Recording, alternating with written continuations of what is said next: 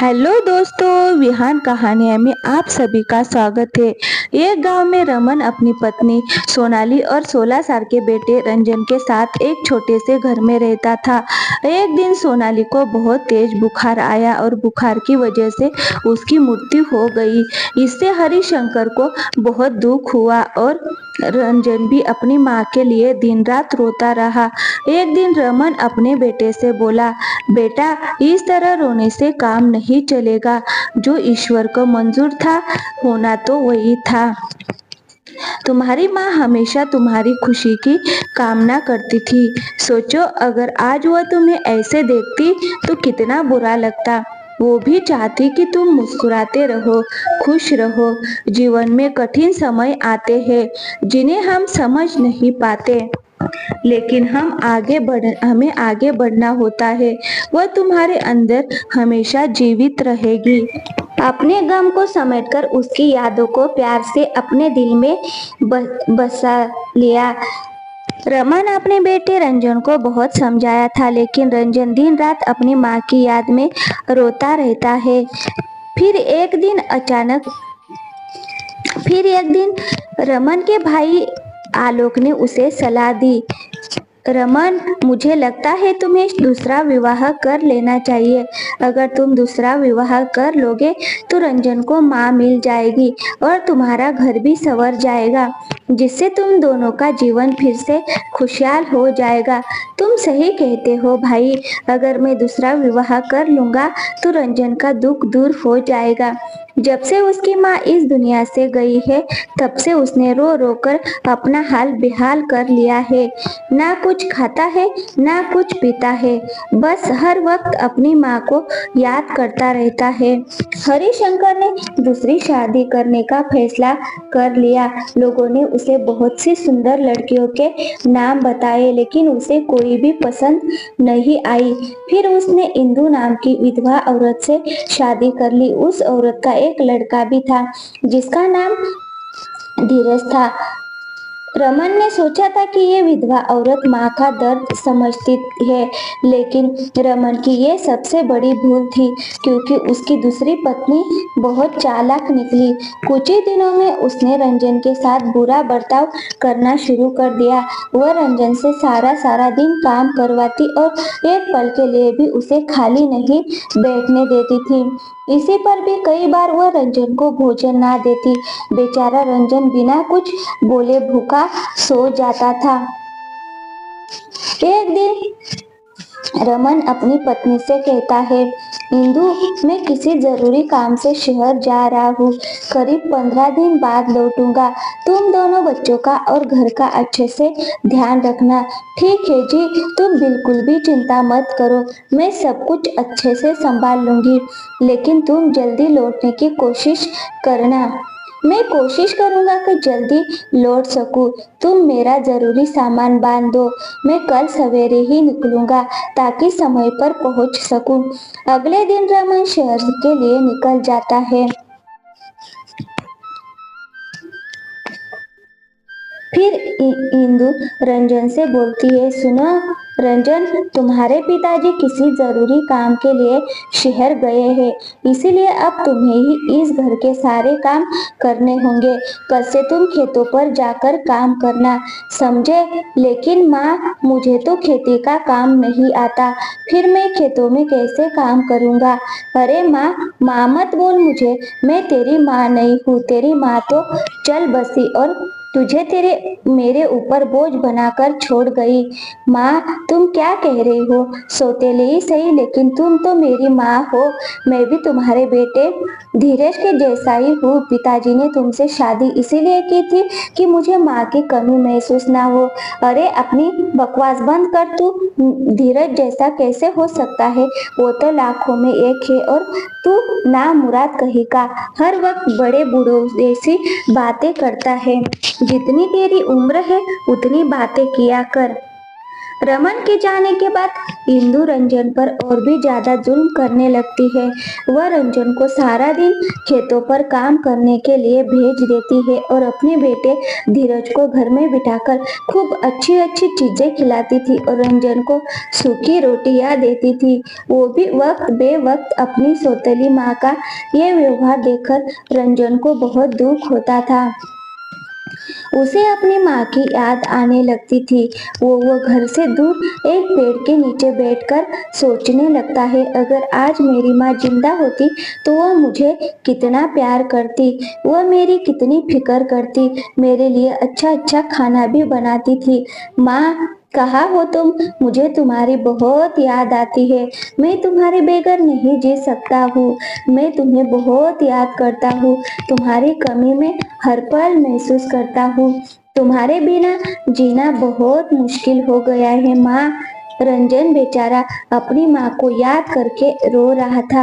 उतने में ही मोहल्ले की दो महिलाएं आती है। उन्हें रंजन पर बहुत दया आती है। ये सब सौतेली माँ की करतूत है।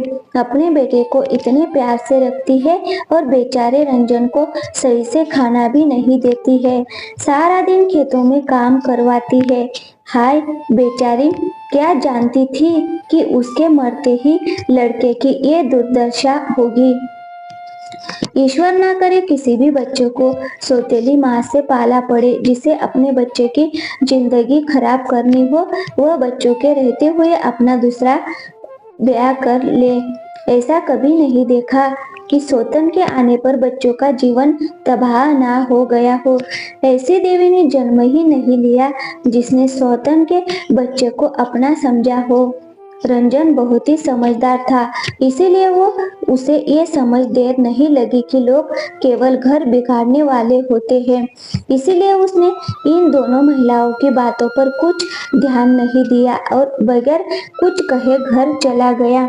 इंदु गुस्से में बैठी हुई रंजन का इंतजार कर रही थी। जैसे ही रंजन घर में घुसता है, इंदु उसे उल्टा सीधा कहना शुरू कर देती है। अरे कहाँ गया था? मैं कब से तेरा इंतजार कर रही हूँ। तुझे घर की कोई फिक्र है कि नहीं? सारा काम यूं ही पड़ा है। आप सारा काम मुझसे ही करवाती हो। धीरज को कभी भी किसी काम के लिए नहीं बोलती हो। आप बहुत जबान चलने लगी है तेरी, कैंची की तरह। बड़ों से बात करने की बिल्कुल तमीज नहीं है। हाँ, धीरज काम क्यों करेगा? तू क्या आवारा फिरने को है? वह काम नहीं करेगा। मेरा बेटा पढ़ लिख कर कोई अच्छा काम करेगा, एक खेती बाड़ी नहीं करेगा, समझा? जाकर खेतों से जानवरों के लिए चारा लेकर आ। रंजन आंखों में आंसू भरकर चला जाता है। इंदु सोचने लगती है, अरे इस लड़के ने मेरी नाक में दम कर दिया है। अगर ये घर में रहा तो जमीन जायदाद का हिस्सा इसे मिलेगा। एक काम करती हूँ, इस पर चोरी का इल्जाम लगा देती हूँ, फिर इसे घर से निकलवा दूंगी। अगले दिन इंदु अपनी बचपन की सहेली रूपाली को बुलाती है। इंदु रूपाली से कोई बात नहीं छुपाती थी, उससे अपने घर की सभी बात बता दिया करती थी। उसे रूपाली पर बहुत विश्वास था, इसीलिए वह अपना और रंजन की माता का सारा सोना एक पोटली में बांधकर रूपाली को दे देती है और उससे कहती है, अरे रूपाली, मैं तुम पर बहुत विश्वास करती हूँ, इसीलिए तुम्हें ये सोना रखने के लिए दे रही हूँ। तुम इसको संभाल कर रखना और जब मैं तुमसे मांगू तब मुझे वापस कर देना। तुम चिंता ना करो, मैं इसको संभाल कर रखूंगी। लेकिन तुम ये सोना मेरे पास क्यों रख रही हो? दरअसल मैं रंजन को घर से भगाना चाहती हूँ। अगर वो यहाँ रहेगा तो जमीन जायदाद का आधा हिस्सा उसे मिल जाएगा। मैं उस पर गहने चुराने का आरोप लगाऊंगी, फिर उसे घर से भगा दूंगी। लेकिन तुम ये सही नहीं कह रही हो इंदु। रंजन कितना मासूम है, बेचारा बिन माँ का बच्चा है। ये इल्जाम कैसे सहेगा? अभी तुम उसे जानती नहीं हो, बहुत चालू लड़का है। उससे बड़ा निकम्मा मैंने आज तक नहीं देखा। उसकी जबान कैंची की तरह चलती है। अरे घर का कोई काम नहीं करता, सारा दिन आवारा की तरह इधर उधर फिरता रहता है। मोहल्ले वालों से मेरी चुगली करता फिरता है कि मेरी माँ मुझे खाने को नहीं देती। इंदु रूपाली को ये झूठी बात इसलिए बता रही होती है जिससे रूपाली उसके गहने रख ले। रूपाली सोने की पोटली लेकर अपने घर चली जाती है।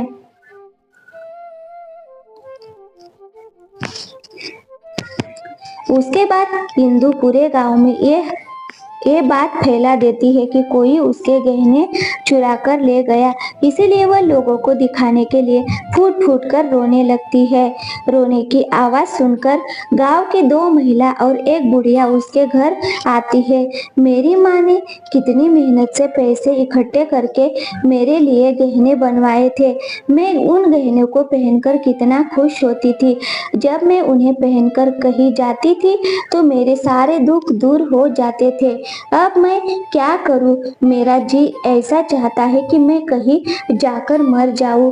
अरे बहू, ऐसा नहीं बोलते।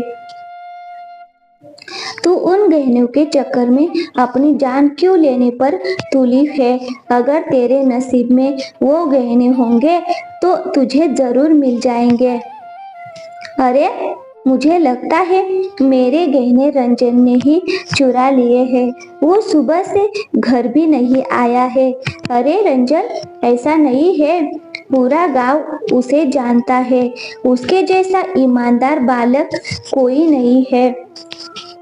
तो यूं किसी बेकसूर पर आरोप मत लगा। अरे, आज रंजन के पिताजी भी आने वाले होंगे। मैं उन्हें क्या जवाब दूंगी? वह चोर उनकी पहली पत्नी के भी सारे गहने चुरा कर ले गया है। अरे, पहले तू रोना धोना बंद कर। रो रो कर क्या हाल बना लिया है। जा कुछ खा पी ले। सुबह से रोने पर ही तुली हुई है। ईश्वर ने चाहा तो तेरे गहने मिल जाएंगे। यूं ही एक दिन गुजर जाता है।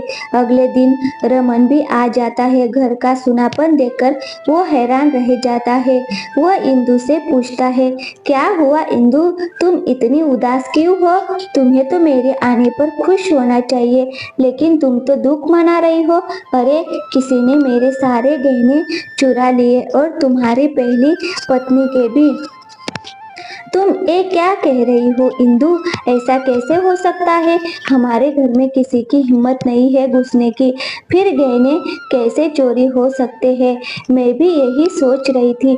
मुझे लगता है किसी घर के ही इंसान ने वो गहने चुराए हैं। हमारे घर में ऐसा कोई नहीं है जो चोरी कर सके। तुम्हें किस पर शक है? देखो, तुम मुझे गलत मत समझना। मुझे लगता है रंजन ने वो गहने चुराए हैं। रंजन ऐसा कभी नहीं कर सकता। वो बहुत समझदार और ईमानदार लड़का है। मैं ये कभी नहीं मान सकता हूँ कि रंजन चोर है। दरअसल रंजन मुझे उल्टा सीधा बोल रहा था, तो मैंने कह दिया तुम्हें बात करने की तमीज नहीं है, इसीलिए वो मुझसे नाराज होकर चला गया। वो बच्चा है, ना समझ है, किसी बाहर वाले ने बहका दिया होगा, इसीलिए उसने गहने चुरा लिए होंगे। तुम एक बार उससे पूछो तो सही। ठीक है, मैं अभी उसकी खबर लेता हूँ। रमन रंजन को बुलाता है और उससे कहता है, रंजन, ये क्या मजाक है? तुमने अपनी माँ के गहने चुरा लिए? तुम ऐसे तो ना थे। फिर मेरे जाने के बाद तुम्हें क्या हो गया जो तुम चोरी करने पे उतर आए हो? पिताजी, मैं भला ऐसा क्यों करूँगा? मुझे क्या जरूरत पड़ी है कि मैं चोरी करूँ? तुम माँ के कहने पर मुझ पर शक क्यों कर रहे हो? मैं किसी के कहने पर शक नहीं कर रहा हूँ। मैं बस तुमसे पूछना चाहता था। मैं जानता हूँ कि तुम ऐसा कभी नहीं कर सकते हो। फिर रमन इंदु के पास जाकर कहता है, मुझे पुलिस को सूचना देनी होगी, लेकिन गहने मिलने की कोई उम्मीद नहीं है। जो चीज एक बार खो जाती है या चोरी हो जाती है, उसका मिलना बहुत मुश्किल है। पुलिस का नाम सुनकर इंदु बहुत घबरा जाती है और वो सोचने लगती है, अगर इन्होंने पुलिस को सूचना दे दी तो मेरा तो भांडा फूट जाएगा और फिर मैं किसी को मुंह दिखाने के लायक नहीं रहूंगी। अगर मुझे पता होता कि बात पुलिस तक पहुंच जाएगी तो मैं ऐसा कभी नहीं करती। मुझे कैसे भी करके रमन को पुलिस थाने जाने से रोकना ही होगा। तुम किस सोच में पड़ गई हो इंदु? पुलिस को सूचना देने जा रहा हूँ, तुम अपना ख्याल रखना। मैं 1 घंटे में वापस आ जाऊंगा। अरे, जब आप जानते ही हैं कि पुलिस को सूचना देने से गहने मिलने की कोई उम्मीद नहीं है तो पुलिस के पास क्यों जा रहे हो? इतना बड़ा नुकसान हुआ है, चुपचाप भी तो नहीं बैठ सकता। उन गहनों को आज बनवाने जाओ तो 1000 से कम में नहीं मिले बनेंगे। अरे, तकदीर में होंगे तो मिल जाएंगे, नहीं तो जो ईश्वर की मर्जी। वह सही में तुम्हारे हाथ जोड़ती हूँ, अभी पुलिस थाने मत जाओ, हमें थोड़ा इंतजार करना चाहिए। अगर चोर कोई घर का निकला तो अनर्थ हो जाएगा। हमें पहले खुद तहकीकात करनी चाहिए। रमन इंदु की बात मान लेता है। अगले दिन सवेरे सवेरे इंदु रूपाली के घर पहुंच जाती है और रूपाली से कहती है, अरे बहन, जो मैंने अपने सौतेले बेटे के लिए जाल बिछाया था उसमें तो मैं खुद ही फंसती जा रही हूँ। मैंने सोचा था चोरी का नाम सुनकर वह रंजन को घर से निकाल देंगे, लेकिन कोई रंजन को चोर मानने के लिए तैयार नहीं है। रमन पुलिस को सूचना देने जा रहे थे, मैंने बड़ी मुश्किल से उन्हें रोका है। उन्हें अगर पुलिस ने छानबीन की तो मैं ही फंस जाऊंगी। मुझे कैसे भी करके इस समस्या से निकलना होगा। मैं तुम्हारे पास अपने गहने लेने आई हूँ। रमन से कह दूंगी कि मैं गहने रखकर भूल गई थी। इस तरह इस समस्या का हल हो जाएगा। तुम किन गहनों की बात कर रही हो? तुमने मुझे गहने कब दिए थे और किसके सामने दिए थे? रूपाली की ये बात सुनकर इंदु के होश उड़ जाते हैं। इंदु समझ जाती है कि रूपाली गहने जब्त करना चाहती है। अरे बहन रूपाली, ये तुम क्या कह रही हो? मैंने तुम्हें अपने और रंजन की माँ के गहने संभाल कर रखने के लिए दिए थे। तुम यहाँ से सीधे तरह जाती हो कि बुलाऊं तुम्हारे पति को? पूरा गांव जानता है तुम्हारे गहने किसी ने चुरा लिए हैं। अगर गांव वालों को तुम्हारी सच्चाई पता चल गई तो तुम किसी को मुंह दिखाने लायक नहीं रहोगी। गांव में तुम्हारे पति की इज्जत खराब हो जाएगी। तुम जैसी कठोर हृदय की औरत मैंने आज तक नहीं देखी। अपने बेटे के चक्कर में एक मासूम बच्चे की जिंदगी खराब करने पे उतर आई। भलाई इसी में है कि चुपचाप अपने घर चली जाओ और कभी यहाँ मत आना। इंदु को रूपाली की बात पर बहुत गुस्सा आता है, लेकिन वह मजबूर हो चुकी थी, इसीलिए उसने रूपाली से कुछ नहीं कहा। अगर वह रूपाली से कुछ कहती तो सच्चाई सबको मालूम हो जाता, इसलिए वो बगैर कुछ कहे अपने घर की ओर निकल जाती है और सोचने लगती है, हे ईश्वर, बड़े बूढ़े सही कहते हैं, जो दूसरों की राह में कांटे बिछाते हैं वो उल्टे उसे ही चुभते हैं। मैंने उस मासूम नादान बालक पर इतना कलंक लगाने की सोची थी, मैं अपने आप को कभी माफ नहीं कर पाऊंगी। इंदु को अपनी गलती का एहसास हो जाता है। उसके पास अब केवल एक ही रास्ता था, चुप रहे या फिर रमन को सब कुछ सच बता दे और रूपाली से अपने गहने ले ले। इसीलिए इंदु फैसला कर लेती है कि वह रमन को सब कुछ सच सच बता देती। वह घर पहुंचकर रमन से कहती है, आपसे एक बात करना चाहती हूँ। ये बात सुनकर शायद आप मुझे माफ करें या ना करें, घर से निकाल दो, लेकिन मुझे कोई दुख ना होगा। मेरी जैसी महिला के साथ ऐसा ही होना चाहिए। इंदु, क्या हो गया? तुम्हें ये कैसी अजीबोगरीबे बातें कर रही हो? दरअसल वो कहने किसी ने नहीं चुराए, वो मैंने अपनी सहेली रूपाली को दे दिए थे। मैंने सोचा कि रंजन पर चोरी का इल्जाम लगवाकर घर से निकलवा दूंगी, उसके बाद सारी जमीन जायदाद मेरे बेटे के हक में होगी। उस मासूम पर बहुत जुल्म किया है मैंने, माफी के लायक नहीं हूँ। इंदु, मुझे पहले से ही पता था कि गहने किसी ने नहीं चुराए, मैं तो तुम्हारे मुंह से सुनना चाहता था, बस यही बात है। रंजन पर चोरी का इल्जाम लगाया, लेकिन तुम एक बात भूल गई, मारने वाले से बड़ा बचाने वाला होता है। जो साजिश तुमने एक मासूम बच्चे के लिए रची थी, तुम ही उल्टा उसमें फंस गई। उतने में ही रूपाली गहने लेकर वहां आ जाती है और रमन को दे देती है। मैंने तुम्हारे साथ ये क्यों किया, लेकिन मैं जानती हूँ मैंने सही किया। बिन माँ के बच्चे पर अत्याचार होते नहीं देख सकती। तुम तो उस मासूम बच्चे की जान लेने पे उतारू थी। उस दिन तुम्हारी आंखों में वो अंधेरा देखा, मुझे एहसास हुआ कि तुम कितनी निर्दयी हो। मैं मानती हूँ मुझसे गलती हो गई है, माफी के लायक भी नहीं हूँ, अब जीना नहीं चाहती। रमन, हो सके तो मुझे माफ कर दो। इंदु, तुम्हें अपने गलती का एहसास हो गया, यही तुम्हारे लिए काफी है। इंसान के साथ गलतियां होती रहती है, लेकिन उनसे सीखना और खुद को सुधारना सबसे महत्वपूर्ण है। इसीलिए मैंने तुम्हें माफ किया, क्योंकि मैं जानता हूँ कि तुमने दिल से अपनी गलती को माना है। उसके बाद इंदु ने रंजन को कभी परेशान नहीं किया। वह रंजन का अपने बेटे की तरह ख्याल रखने लगी और फिर हंसी खुशी वो परिवार सुखी रहने लगा था।